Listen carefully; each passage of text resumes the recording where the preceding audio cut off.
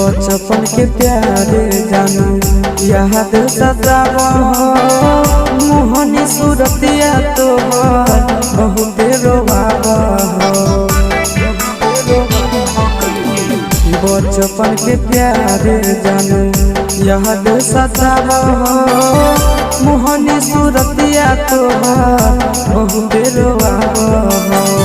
जिंदगी बनैनी समसान जिंदगी बनैनी समसान